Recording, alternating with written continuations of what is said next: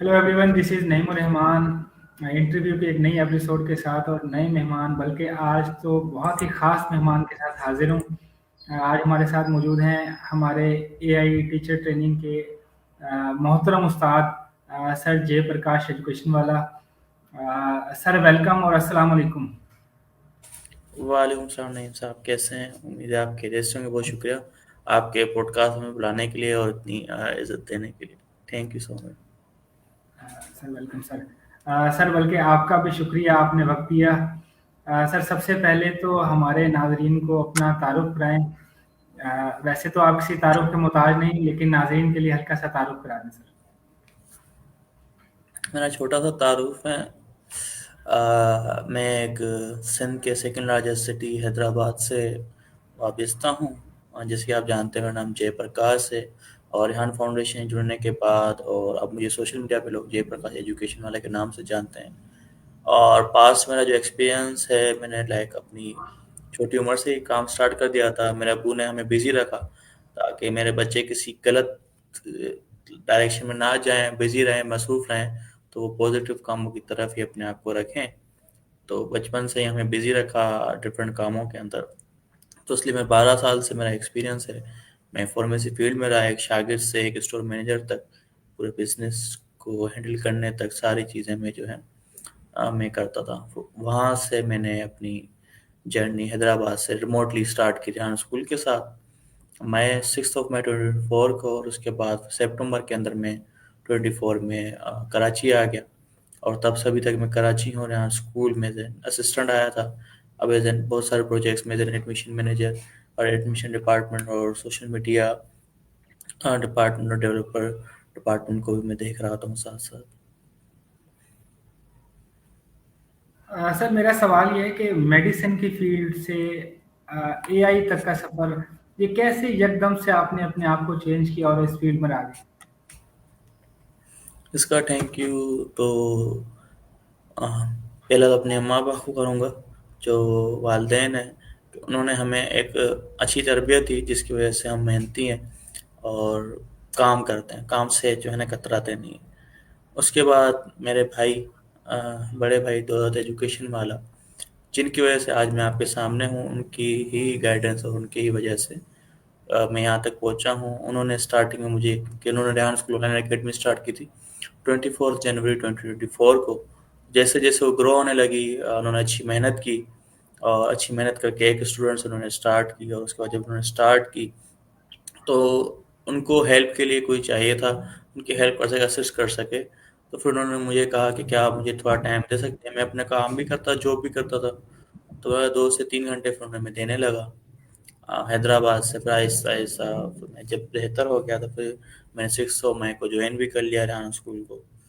और इस तरह से जर्नी स्टार्ट हो गई। और फिर मुझे इंटरेस्ट आ गया, क्योंकि मेरा स्टार्ट से ही इंटरेस्ट था कि किसी ऐसी फील्ड में जाया जाए जहाँ कुछ ना कुछ डेली बेसिस पे आप नया सीखते रहें और इम्पैक्ट। और टेक्निकल चीज़ों में मुझे अच्छा लगता है ग्रो करना और खुद सीखना और आगे सिखाना।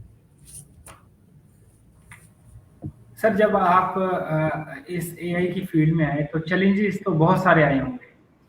अ, तो कोई सबसे बड़ा चैलेंज जो आपको लगा हो कि ये बहुत ज़बरदस्त और मुश्किल चैलेंज था जिसको मैंने फेस किया और उसको अ, मुकम्मल किया, वो कौन-सा चैलेंज था? सबसे बड़ा चैलेंज तो यही था कि आप हैदराबाद से कराची आ गए। और मैं लाइक अपने घर का वो बच्चा था सब में, कि जो मैं अपने काम से काम रखता था, अपनी जॉब और अपना घर। ना ही मेरे फ्रेंड्स हैं, बहुत ही कम, लाइक 2-4 मेरे फ्रेंड्स हैं जो भी खुद मुझसे मिलने आते थे, मैं नहीं जाता था।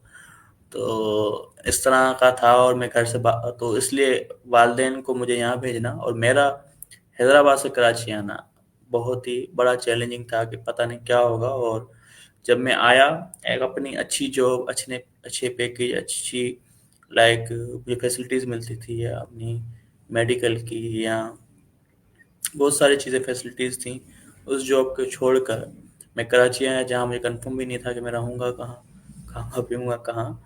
और सिर्फ लाइक अपनी अच्छी जॉब को छोड़ के यहाँ पर मैंने जॉब स्टार्ट की 10,000 रुपये पे एज अ ट्रेनी। और उस जॉब को लाइक एक आपका बड़ा डिसीजन होता है। आप वेल सेटल्ड हो, अच्छा कमा रहे हो, आप लाइक पूरे एक जॉब कर रहे हो जहाँ पर उसको हेड ही आप करते हो, मालिक के बाद मालिक आप हो, और मालिक भी आपसे कुछ नहीं पूछता, और उसको छोड़कर अपने शहर को छोड़कर जहाँ पर आप खुद हर चीज़ आपको, आप कपड़े धुले हुए मिल रहे हैं, खाना टाइम पे मिल रहा है, हर चीज़ मिल रही है, आप अपने जॉब पर हो, वहाँ पर मालिक की तरफ से टाइम पे आ रहा है, वहाँ से घर पे हो, तो आपको घर वालों की तरफ से हर चीज़, उस चीज़ को छोड़कर आप ऐसी जगह आ गए जहाँ आपको पता ही नहीं है सोना कहाँ है, खाना कहाँ है, क्या खाओगे।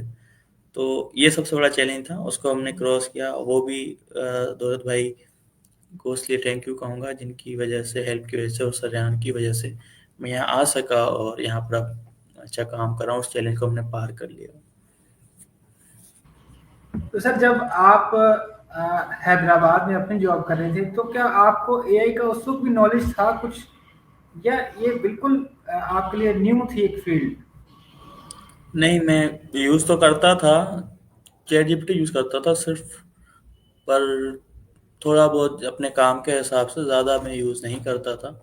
और मैं अक्सर मोबाइल भी जो है, मैंने अपनी बहुत एक्सप्लोर किया था मोबाइल को, तो मेरा ये था कि मोबाइल भी कम ही चलाता था, अपने काम से काम ही रखता था। थोड़ा बहुत फेसबुक या चैट जीपीटी का काम हो तो ज़्यादा चैट जीपीटी को यूज़ करना, ये चीज़ें मैं करता था। व्हाट्सअप, मोस्टली व्हाट्सअप यूज़ करना, ये 3 चीज़ें यूज़ करता था, मैं नहीं करता था। तो सर ये जब आप इस फील्ड में आ गए तो ये पॉडकास्टिंग आपने स्टार्ट की, इसका भी आपको पहले कभी शौक था, या ये आपने बिल्कुल यहाँ आने के बाद ही आप में ये शौक पैदा हुआ? और इस स्टेज का फियर, जैसे हम ऑनलाइन एक फियर होता है, क्या ये फियर आप में था, या शुरू से ही आप ब्रेव थे इस मामले में?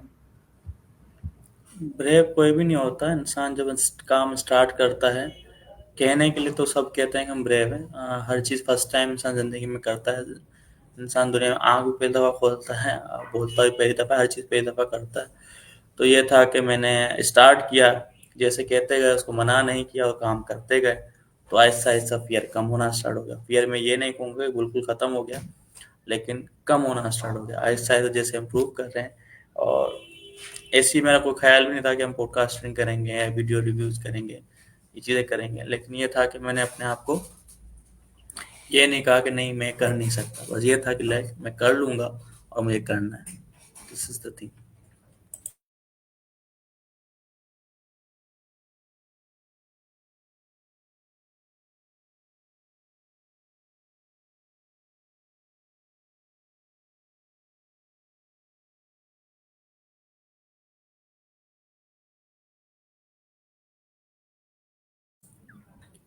Okay, I think so Naeem साहब जो है इंटरनेट की वजह से लीव हो चुके हैं, वेट करते हैं उनका, फिर हम कंटिन्यू करते हैं। Thank you.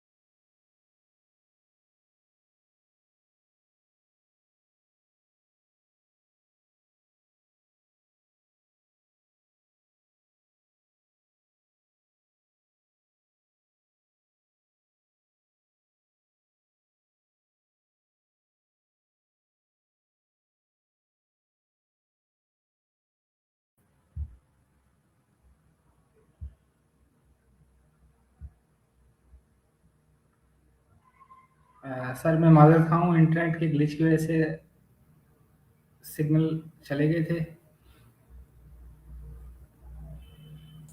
Ji, no problem. अच्छा सर, मेरा जो सवाल था वो दरमियान में ही रह गया। अ, अब मैं आपका जवाब नहीं सुन सका। जी, रिपीट कीजिएगा क्वेश्चन। सचेतन सदोरत जवाब। जी, आपका सवाल रिपीट कीजिएगा नहीं भाई।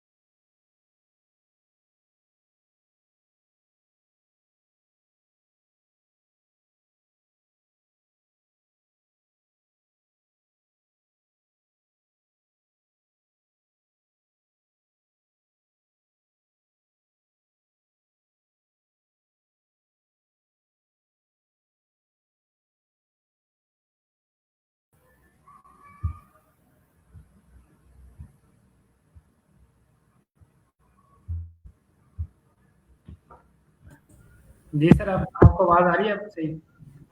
जी, अब मुझे आवाज़ आ रही है।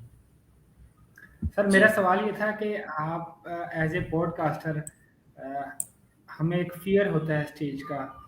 जब आप एज़ ए पॉडकास्टर आए तो आपको उसका फ़ियर नहीं था, या आपके लिए वो मुश्किल सी एक फ़ील्ड थी? अ, फील्ड मेरे लिए मुश्किल थी, लेकिन मुझे डर कम, थोड़ा अजीब-सा इंसान को फ़ील होता है ना। इंसान ने कभी कुछ किया नहीं है, सोशल मीडिया पे आपको लोग जानते हैं, आप करने वाले हो। थोड़ा बहुत डर था, अजीब फ़ील हो रहा था, लेकिन उसको स्टार्ट हमने कर लिया। और इंसान कोई भी पहली बार कोई भी चीज़ करता है तो उसको स्टार्ट करते हुए डर लाज़मी होता है। तो वो डर जब आप वो कुछ कर लेते हैं 10-8 बार, तो वो डर खुद ब खुद कम होना स्टार्ट हो जाता है। तो अभी भी हम कर रहे हैं, अपना डर ऐसा-ऐसा ख़त्म कर रहे हैं, यही है। बस ये कि आप एग्ज़ीक्यूट करें, कंसिस्टेंट रहें, खुद ब खुद चीज़ें बेहतर होना स्टार्ट हो जाएँगी। और मैंने यही किया था कि जो काम मिलता गया मुझे, जो बात कहते गए, वो हम करते गए। जिस तरह आपने भी स्टार्ट किया और करते गए, तो आपको हो सकता है कि पहली दफ़ा आपने जब किया हो, आपको थोड़ा अजीब लगा हो कि मेरे इतने लोग हैं जानने वाले, वो देखेंगे क्या कहेंगे। लेकिन जब आपने किया, आपको लग रहा था कि मुझे पता नहीं क्या कहेंगे, लेकिन उसके बाद पता चला कि मुझे अप्रिशिएट किया जा रहा है, तो आपकी मोटिवेशन खुद ही बढ़ गई। तो दिस इज़ द थिंग। हमें लगता है कि पता नहीं क्या हो जाएगा, लेकिन कुछ नहीं है। लोग अगर अच्छा काम करेंगे तो आप खुद ही अप्रिशिएट करना स्टार्ट कर देते हैं। सही। अच्छा सर, आपने अपनी तालीम एक फ़िज़िकल स्कूल में हासिल की। जैसे आप स्कूल जाते हैं, पढ़ते हैं, फ़िज़िकल इंटरेक्शन होता है टीचर से भी, स्टूडेंट से भी। तो लेकिन जब आप पढ़ा रहे हैं तो आप ऑनलाइन पढ़ा रहे हैं।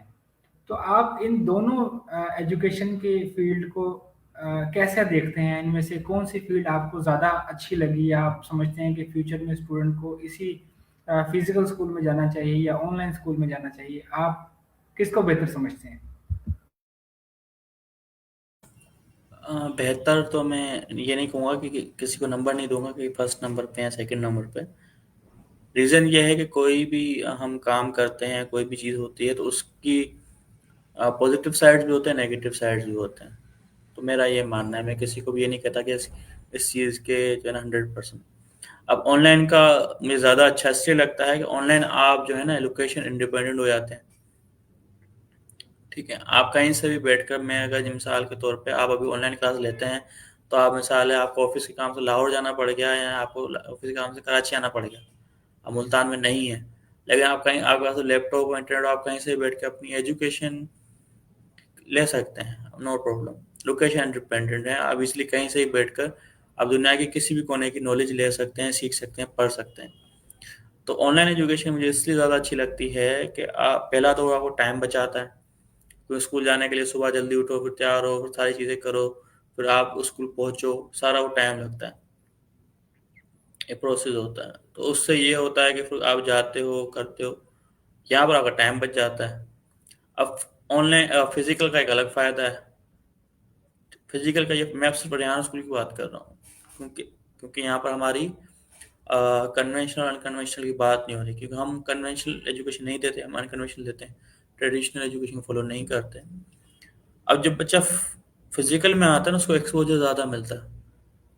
ऑनलाइन में मिलता है, लेकिन फिजिकल वाले का एक्सपोजर ज़्यादा है, क्योंकि ह्यूमन टू इंटरेक्शन हो रहे हैं। हमारे स्कूल्स में डिफरेंट लोग आते हैं, उनसे मिलते हैं, सेल्फीज लेते हैं, डिफरेंट एक्टिविटीज़ करते हैं, तो उससे होता है। ऑनलाइन में भी हमारा है, ऑनलाइन में ये होता है कि जब एक्सपोज होते हैं, डिफरेंट हमारे इवेंट्स होते हैं, तो बच्चों को बुलाया जाता है कि आपने अटेंड करना है। जब अटेंड करते हैं तो एक्सपोजर मिलता है, लेकिन फिजिकल वालों को ज़्यादा मिलता है इस चीज़ों में, जो है ना, क्योंकि बेहतर है।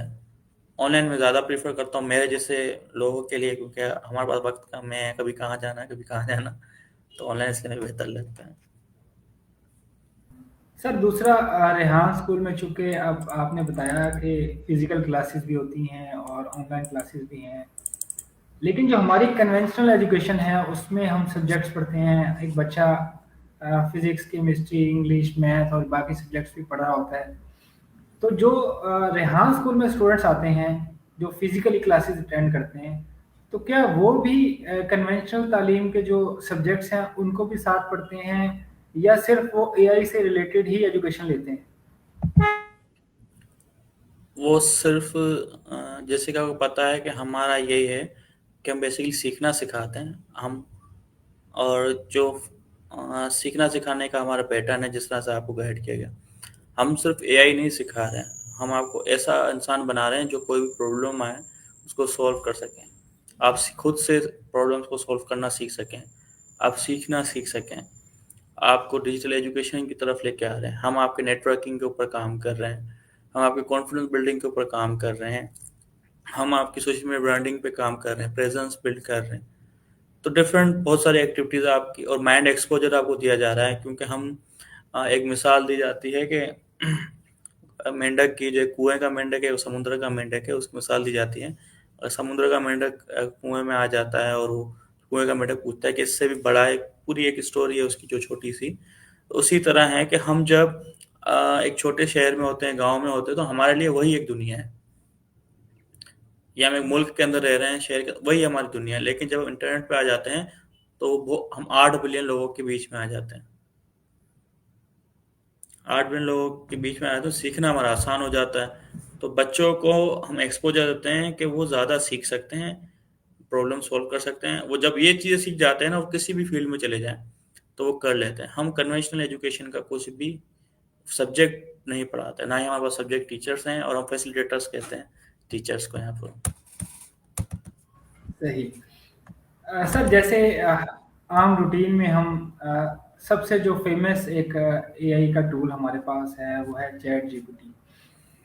तो चैट जीपीटी हमें बहुत सारे सवालों का गलत जवाब दे देता है, जो अ, हम समझते हैं टेक्निकल क्वेश्चंस का। तो उसकी प्रॉम्प्ट राइटिंग में कोई ऐसी टिप्स आप देना चाहें हमारे सुनने वालों को, जिससे उनकी सर्च की क्वालिटी बेहतर हो जाए, यानी उनका रिजल्ट बेहतर आए?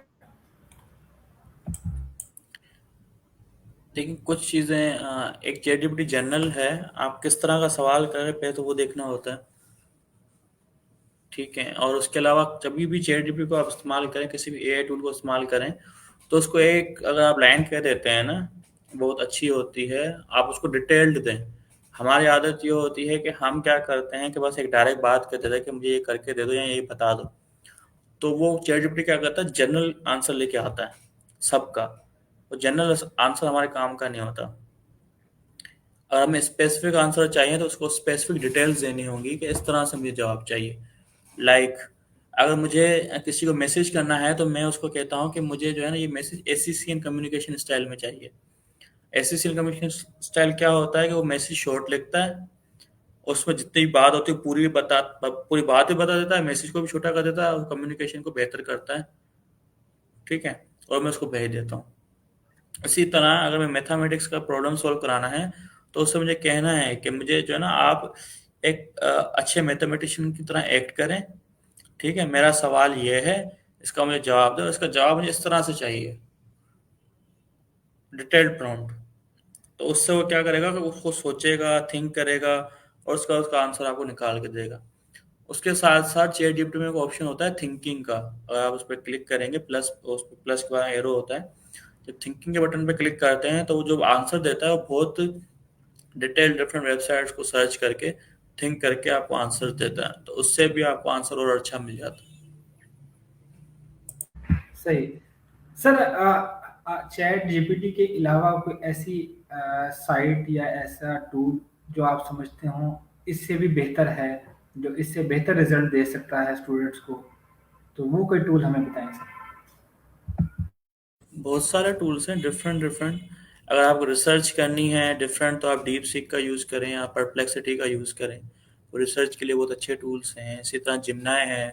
आपको इमेज डिज़ाइंस करवानी है, आपको डिफरेंट कोडिंग करनी है, तो उसके लिए वो बहुत अच्छे टूल्स हैं। अ, तो ये जनरल टूल्स बहुत अच्छे हैं। ग्रोक है, जिससे आप वीडियोस भी बना सकते हैं, अपनी पिक्चर्स भी बना सकते हैं। अच्छा टूल है, इलोन मस्क की तरफ से है। इसी तरह से हमारे पास गूगल वीओ 3 है। बहुत सारे टूल्स है। गूगल वीओ 3 रियल टाइम आपको वीडियोस बना के दे देता है अच्छी। और सोरा है 2, जो आपको एक ऐसा लगता है कि रियल वीडियो बना, इंसान की वीडियो बना के दे देता है। तो ये सारे टूल्स डिफरेंट हैं जो आपको बहुत हेल्प करते हैं। और इसके बाद एक कोर्स आता है जिमनाई का, जिमनाई प्रॉम्प्टिंग, उसको वो भी हेल्पफुल होता है। 2 से 3 घंटे का वो होता है, जिससे आप करते हैं, तो उसमें आपको सिखाया जाता है कि प्रॉम्प्ट किस तरह देना है एआई को। सही। अच्छा सर, जैसे हम चैट जीपीटी से टॉक करते हैं, या कॉल एनी से करते हैं, या सेसमी है हमारे पास, अगर हम कंपैरिजन करें कि इन सारे टूल्स में जो स्पीकिंग स्किल्स को एनहांस करते हैं स्टूडेंट की, उनमें सबसे अच्छा टूल आपकी नज़र में कौन सा और क्यों है? देखिए, सारे एआई टूल्स हैं और सारे ही अच्छे हैं, कोई खराब नहीं है।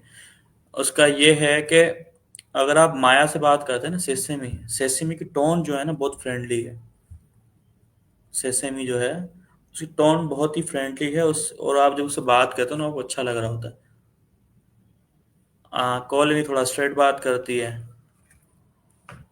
तो टूल्स आंसर आपको तीनों ही सही देते हैं, लेकिन मैं ज़्यादा प्रीफर सेसेमी को करता हूँ, क्योंकि उसकी जो टोन है ना, वो ऐसे लगता है कि जैसे आप इंसान से बात कर रहे हो, और वो आपको बार बार लाइक कभी कुछ एक एक्ट करती है, लाइक किसी भी आंसर पे वो अच्छा इस तरह से, तो आपको अच्छा फील होता है, तो आप बहुत अच्छा तरीके से फिर उसको आंसर आपको रिमेम्बर भी रह जाते हैं उसकी वजह से। तो ये चीज़ें हैं। अच्छा सर, एक मेरा सवाल और है। हम कैनवा का हमने इस्तेमाल किया अपने कोर्स में भी, और आपने सिखाया भी हमें। तो आप कैनवा में सबसे अच्छा फीचर जो आप समझते हो कि इससे अच्छा फीचर नहीं है, ये बहुत बेस्ट है, इसका प्रोडक्टिव यूज हो सकता है, कोई ऐसा फीचर हमें बताएं सर। तो कैनवा, इन रियल में कहना चाहूँ तो मैंने कैनवा को ज़्यादा एक्सप्लोर नहीं किया। ठीक है। और कैनवा का सबसे बड़ा फ़ायदा तो ये है कि उसमें आपको रेडीमेड टेम्पलेट मिल जाते हैं। आप उसको उठाएं, अपने मुताबिक उसको एडिट करके, और आप उसको डाउनलोड कर लें। जिससे ये होता है कि फोटोशॉप में होता है कि ज़ीरो से स्केच आपको बनाना होता है डिफरेंट दूसरे टूल्स में। आप ये कर सकते हैं, और उसमें बहुत सारे ऐसे फीचर्स हैं, उसमें आपको एवरीथिंग वहीं मिल जाती है। आपका बैकग्राउंड रिमूवर, आपके कलर्स, आपके फॉन्ट्स, आपकी लाइक डिफरेंट टूल्स है उसके अंदर, टेक्स्ट ग्रैब का, इमेज ग्रैब का, आपका बैक, और जो है एआई के कुछ टूल्स उसके अंदर मौजूद हैं, एआई इमेज जनरेटर के। तो बहुत सारे जो है ना चीज़ें मिक्स है वहाँ पर। आप बहुत सारी चीज़ें एक ही जगह पे कर सकते हैं। आपको डिफरेंट डिफरेंट टूल्स पे जाने की जरूरत नहीं है। जैसे हम दूसरे कोई टूल्स इस्तेमाल करते हैं, तो वहाँ पर क्या होता है कि हमें बैकग्राउंड रिमूव करना है, तो पहले दूसरी वेबसाइट पे जाओ, वहाँ से आप उसका बैकग्राउंड रिमूव करो, फिर वहाँ से डाउनलोड करो, फिर अपने पास लेके आओ।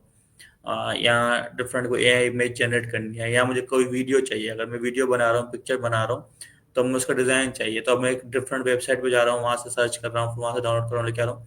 कैनवा में क्या है कि मैं कहीं और जाने की ज़रूरत ही नहीं है, उसका खुद का एक पूरा सिस्टम है एलिमेंट्स का, डिज़ाइंस का। वहाँ पर जाऊँगा, मैं सर्च करूँगा, वहाँ मुझे मिल जाएगी, मैं उसको यूज़ कर लूँगा।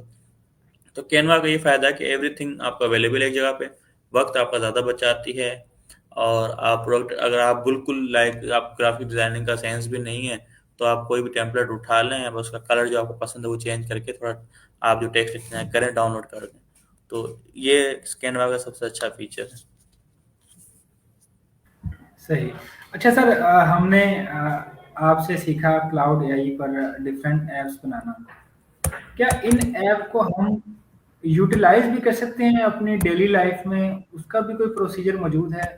लेट्स सपोज हम एक कैलकुलेटर डिज़ाइन हमने किया, हमने उसको उसकी कोडिंग की है, या उस कोडिंग को हम अपने किसी जगह इस्तेमाल कर सकते हैं, या वो वर्चुअल रहेगी ऐसे ही जैसे हमारे यहाँ छोटे कैलकुलेटर आते हैं? क्या उस कोडिंग को हम उनमें इस्तेमाल कर सकते हैं? इसका आपको कोई सिस्टम मौजूद है? वो आपने एक बार बना लिया तो आपका पब्लिश हो चुका है। आप उसकी लिंक जो आपको मिलती है पब्लिश करने के बाद, उस लिंक के ज़रिए आप जब भी चाहें उसको ब्राउज़र पे इस्तेमाल कर सकते हैं। मोबाइल के ब्राउज़र पे आप लिंक को सर्च करें, वहाँ से भी ओपन हो जाएगा वो सारा। सवाल ये है कि हम कोडिंग तो कर लेते हैं, लेकिन कोडिंग के अगर कोई फ्लॉज आते हैं, जैसे हमने एक्सपीरियंस किया, हम एक कोडिंग करते हैं, एक ऐप तैयार करते हैं, वो वर्किंग नहीं कर रही होती, तो उसके फ्लॉज को तलाश करने के लिए भी कोई एआई का टूल मौजूद है? हम उसको, उस कोडिंग को अगर हम उसमें ले जाएं, तो वो हमें बताए कि भी इसमें क्या फ्लॉज है, क्योंकि हम बहसीत स्टूडेंट तो हमें कोडिंग नहीं आती, तो ये तो एआई के ज़रिए हमने कोडिंग की है। तो क्या उस कोडिंग के फ्लॉज़ को दूर करने के लिए भी कोई टूल्स या कोई सॉफ्टवेयर मौजूद है?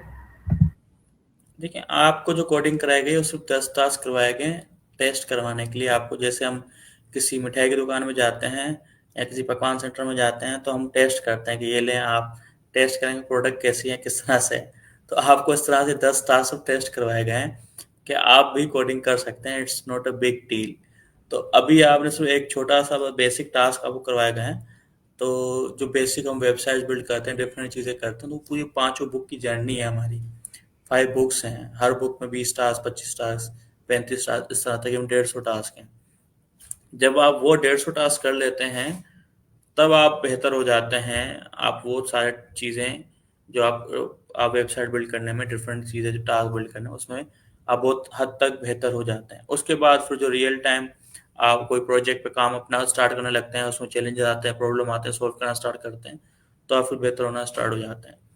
अभी अगर आपको मिसाल के तौर पे आप बोले मुझे चैलेंज आ रहा है, तो डिफरेंट टूल्स हैं आगे जाके। हम कर्सर एआई होता है उसको यूज़ करते हैं, गूगल इंटीग्रेटिव होता है, डिफरेंट टूल्स को इस्तेमाल करते हैं हम।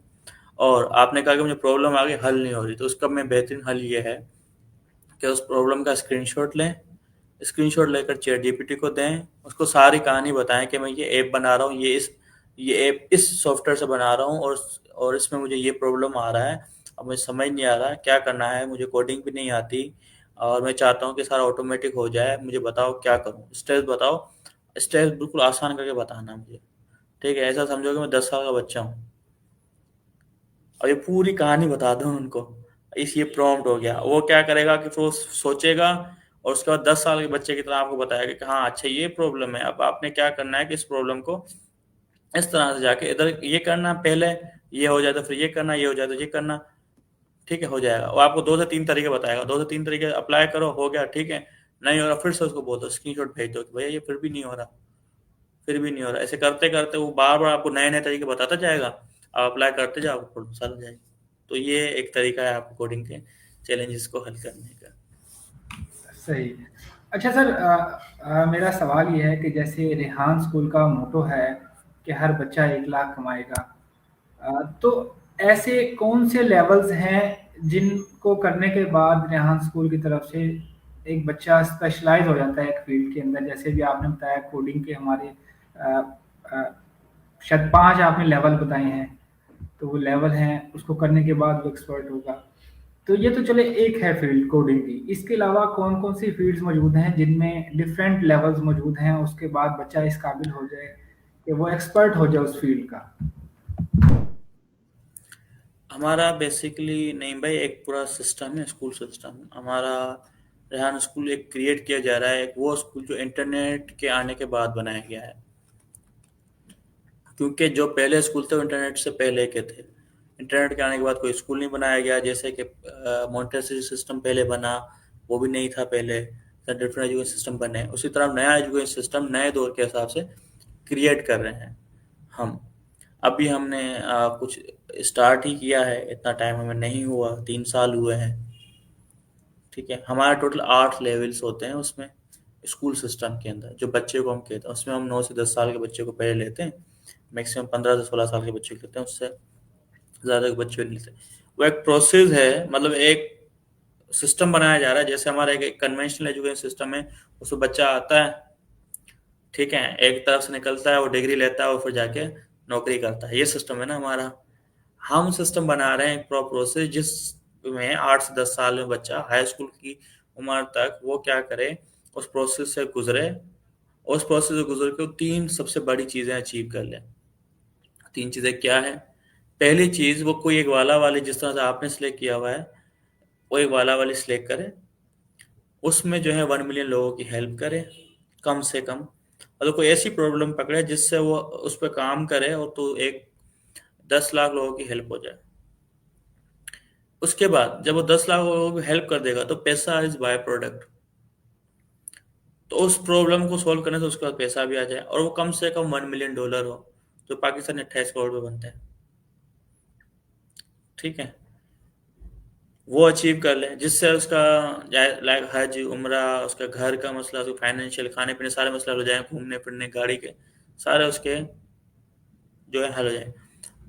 उसके बाद तीसरा है कि उसका नाम गिनीज वर्ल्ड रिकॉर्ड या नोबेल लॉरिएट में आ जाए। 3 बड़े गोल हैं, मतलब हम थिंक बिग करवाते हैं बच्चे को और उस पर काम कर रहे हैं, जैसे स्कूल सिस्टम क्रिएट किया जा रहा है। अभी हमारे पास बच्चों पे काम हो रहा है, और हमारा विजन ये है कि बच्चा इस तरह से निकले। और जब वो एक ये ऐसा समझे कि 10 लाख का ये गोल अचीव करेगा हेल्प करने की 28 का, उसके बाद वो मेंटली फ्री हो जाएगा, रिलैक्स हो जाएगा, फिर नेक्स्ट गोल पे काम करेगा, उससे बड़े पे। वे किस तरह से काम करता है? ये इस तरह से काम करता है कि हम डायरेक्टली किसी बच्चे को एडमिशन नहीं देते हमारे 8 साल के प्रोग्राम में। हम पहले, हमारा फाउंडेशन लेवल होता है 180 डेज का, जिसको SCCL कहा जाता है, जिसको रेहान अकेडमी .net पे जाके वो एक हफ्ते के लिए फ्री ट्रायल भी लेते हैं, एक्सेस भी कर सकते हैं।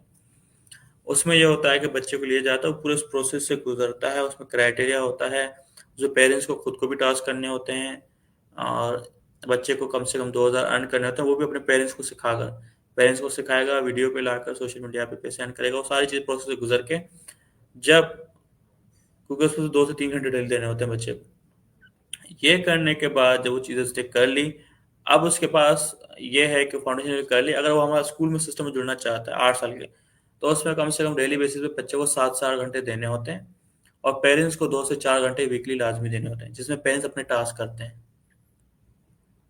ठीक है, वो पूरा 1 साल का वन, टोटल हमारे 8 लेवल है, हर लेवल 1 साल का है। उस 1 साल के लेवल में बच्चे को पहले लेवल में 4 इंटर्नशिप करनी होती है, जैसे हमारे ग्रेजुएशन के बाद इंटर्नशिप होती है। तो हर बच्चे ने 3 घंटे इंटर्नशिप करनी है, 3 महीने की इंटर्नशिप करनी है। उस इंटर्नशिप को करनी है, उसके टास्क हैं, पॉडकास्टिंग, इंटरव्यूज करने हैं। फिर लेवल 1 में एक अर्निंग का माइलस्टोन है, उतने अर्न करने हैं। फिर मतलब कि बच्चे को 60,000 तक जाना है। लेवल 2 है, $100 पर मंथ पे आना है ग्रेजुअली। फिर लेवल 4 जो है ना, उसमें फिर बच्चे को स्टार्टअप क्रिएट कराया जाता है कि उसके वाला है वाली पे, फिर उसको 4 साल ग्रो करना है, और 4 साल ग्रो करके $1 मिलियन का करना है। तो एक पूरा प्रोसेस है, किस तरह से जाना है हम कर रहे हैं, और अपने आप इम्प्रूव कर रहे हैं, और हमें रिजल्ट भी आ रहा है, और बच्चे अर्न भी कर रहे हैं बहुत सारे। इस तरह से एक प्रोसेस है। अच्छा सर, जैसे अब आपका जो स्कूल का जो पूरा सिस्टम है वो ऑनलाइन है। हम देखते हैं हमारे पास एक फील्ड जो पहले से मौजूद है ई कॉमर्स की, या ग्राफिक डिज़ाइनिंग से रिलेटेड है। तो उन कोर्सेज पर भी रेहान स्कूल ने फोकस किया है कि उनको भी फ्यूचर में शुरू कराए जाएं, क्योंकि ये भी बहुत बड़ी मार्केट है। मतलब अगर आप ऑनलाइन रिटेल मार्केट देखेंगे, ऑनलाइन सेल वाली, तो बहुत बड़ा एक उसमें और ना ख़त्म होने वाली मार्केट है। तो क्या उसकी कोर्सेज पर भी रेहान स्कूल ने फ्यूचर में कभी प्लानिंग की है कि फ्यूचर में स्टार्ट करने हैं बच्चों के लिए?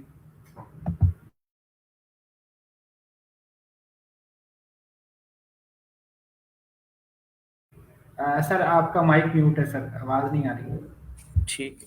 जी, आपका क्वेश्चन ये था कि सर रेहान स्कूल की तरफ से कोई ऐसे कोर्सेज भी लॉन्च किए जाएंगे जो मार्केट में भी ट्रेंड पे हैं, लाइक ई कॉमर्स है या स्पॉटिफाई, इस तरह के कोर्सेज चल रहे हैं। तो हम उस तरह के कोर्सेज नहीं करा रहे हैं, हम बेसिकली एक डिफरेंट एजुकेशन सिस्टम क्रिएट कर रहे हैं। लोगों के माइंड को जो है बड़ा कर रहे हैं, उनको एक सिटी, एक गांव, एक सूबे, एक मुल्क से निकाल कर जो है इंटरनेट पे ला रहे हैं, जिससे वो एक लाइक ग्लोबल सिटीजन बन चुका है। आने के बाद वो डिफरेंट लोगों से कनेक्ट हो रहा है, क्योंकि ये सारी चीज़ें दूसरे भी करवा रहे हैं ना। हम बेसिकली सरयान का विजन है कि पाकिस्तान में हर कोई कमा सकता है अच्छा खासा। हमारी सालाना कैपिटा इनकम है $1000, और बहुत दूसरे मुल्कों की, इस तरह के मुल्क है जहाँ पर $80,000 सालाना भी है, $60,000 सालाना भी है। हम क्यों नहीं कमा सकते? यहाँ पर अगर हमें अच्छा कमाना है तो आप इंटरनेट पे आ जाओ, ग्रो कर जाओ। आप बाहर मुल्कों में भी आप जॉब ढूंढ सकते हो ऑनलाइन, आप काम कर सकते हो। आप यहाँ पर जो काम कर रहे हो उसको ग्रो कर सकते हो, उसको आप एआई का इस्तेमाल करके उससे आइडियाज लेके ग्रो कर सकते हो, अच्छा इनकम कर सकते हो। नहीं, लेकिन हमारे लोग उसी एवरेज पे 30,000 की एवरेज पे जॉब कर रहे हैं, 25,000। हमें एवरेज यही है जॉब की जो लोग कर रहे हैं। तो वो इनकम बनाना चाह रहे हैं, उनका विजन है कि पाकिस्तान से पॉवर्टी खत्म करनी है। तो बेसिकली स्कूल सिस्टम में जो भी हम चीज़ें सिखाते हैं, करवाते हैं, कोर्स करवाते हैं, तो हम उसी बेस पे काम कर रहे हैं कि उससे पाकिस्तान लोगों को एक्सपोजर आ सके, उनकी स्पीड बढ़ सके, और वो अच्छा ग्रो और अच्छी इनकम कर सकें। सर लेकिन हमारे मुल्क में जैसे आपने बताया कि आपके जो लेवल्स हैं वो 8-9 साल से बच्चे का शुरू होता है, 16, 17, 18 साल तक वो जाता है। लेकिन बहुत सारे बच्चों की ऐसी तादाद है जो 18 साल से 20 साल और 22 साल के दरमियान मौजूद हैं, और उनके लिए कोई रिलायबल सोर्स नहीं है। जैसे अब रिहान स्कूल चूँकि कंट्री वाइड काम कर रहा है और इंटरनेशनली भी कर रहा है, एक रिप्यूटेबल इदारा है। इस तरह के रिप्यूटेबल इदारे इन कोर्सेज के लिए तो मौजूद नहीं है। तो हमारी यूथ का एक बड़ा हिस्सा इन लोगों पर भी मुश्तमिल है जो 18 से 24 साल 25 साल तक हैं। तो इनके लिए कोई रेहान स्कूल ने सोचने का इरादा नहीं किया कि इनको भी, आखिर को इन्होंने भी कमाना है, इनके लिए भी मौके पैदा किए जाएं, तो उसके लिए कोई बिल्कुल वर्किंग ऐसा, नहीं है। जिस पे भी काम चल रहा है हमारे डिफरेंट, जैसे कि आप जिस कोर्स को एआई टीचर ट्रेनिंग कर रहे हैं, आपने खुद 2 महीने किया है, तो आपको क्या चेंजेस फील हो रही है अपने ऊपर सिर्फ 2 महीने की ट्रेनिंग के अंदर? तो यही ट्रेनिंग वो लोग कर सकते हैं।